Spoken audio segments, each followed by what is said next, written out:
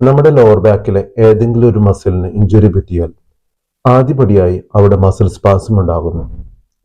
Injury പറ്റിയ മസിലിനെ protect ചെയ്യാനും ആ മസിലിന് വീണ്ടും ഇഞ്ചുറി വരാതിരിക്കാനുമായി ബ്രെയിൻ ഇഞ്ചുറി പറ്റിയ മസിലിലെ ലോഡും ആ മസിലിന്റെ ഫംഗ്ഷനും അടുത്തുള്ള മസിലിലേക്ക് ഷിഫ്റ്റ് ചെയ്യുന്നു. ഇതിനെ കോമ്പൻസേഷൻ എന്നാണ് പറയുന്നത്. ഇതുകൊണ്ടാണ് നമുക്ക് ആദ്യമേ തന്നെ ബാക്ക് പെയിൻ കുറയുന്നതായി അനുഭവപ്പെടുന്നത്.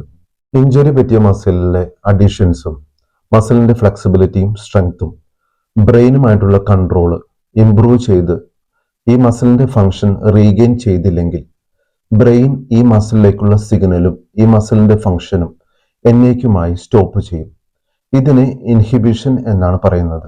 ഇഞ്ചുറി പറ്റിയ മസിലിന്റെ ഫംഗ്ഷൻ കോമ്പൻസേറ്റ് ചെയ്യുന്ന മസിലിന് ആ മസിലിന്റെ ഫംഗ്ഷനും ഇഞ്ചുറി പറ്റിയ മസിലിന്റെ ഫംഗ്ഷനും ഇഞ്ചുറി പറ്റിയ മസിലിന്റെ ഇൻഹിബിഷൻ കാരണം കണ്ടിന്യൂസ് ആയിട്ട് ചെയ്യേണ്ടതായി വരുന്നു.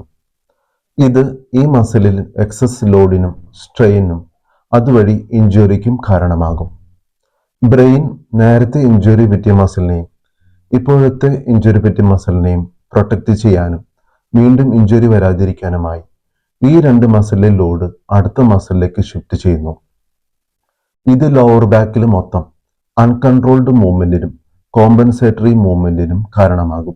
ലോവർ ബാക്കിൽ ഉണ്ടാകുന്ന കോമ്പൻസേറ്ററി മൂവ്മെന്റും അൺകൺട്രോൾഡ് മൂവ്മെന്റും ലോവർ ബാക്കിലെ മസിലുകളിൽ ഇഞ്ചുറിക്കും അഡീഷൻ ഫോർമേഷനും പിന്നീട് മസിൽ ടൈറ്റ് ആകാനും അതുവഴി ലോവർ ബാക്കിലെ മസിലുകൾ അറ്റാച്ച് ചെയ്തിരിക്കുന്ന വെർട്ടിബ്രയിൽ കൂടുതൽ പ്രഷറിനും സ്ട്രെസ് വരാനും വെർട്ടിബ്രയിലെ ഇടയിലുള്ള ഡിസ്കിൽ പ്രഷർ കൂടി ഡിസ്ക് ബൾജായി ഡിസ്കോജനിക് പെയിനും കാലിലേക്ക് തരിപ്പിനും മരവിപ്പിനും തളർച്ചയ്ക്കും കാരണമാകും.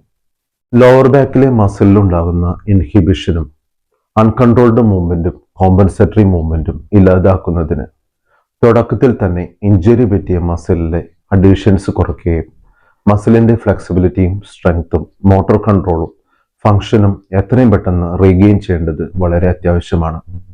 ഇതിന് വിദഗ്ധമായ ഫിസിയോതെറാപ്പി എക്സാമിനേഷനും സ്പെസിഫൈഡ് ആയിട്ടുള്ള എക്സസൈസും അത്യാവശ്യമാണ്. അതുകൊണ്ട് എത്രയും പെട്ടെന്ന് തന്നെ വിദഗ്ധമായ ഫിസിയോതെറാപ്പി ചികിത്സ തേടുക.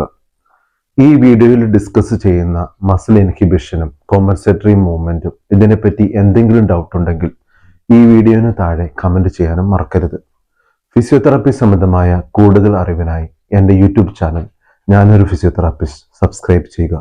Thanks for watching.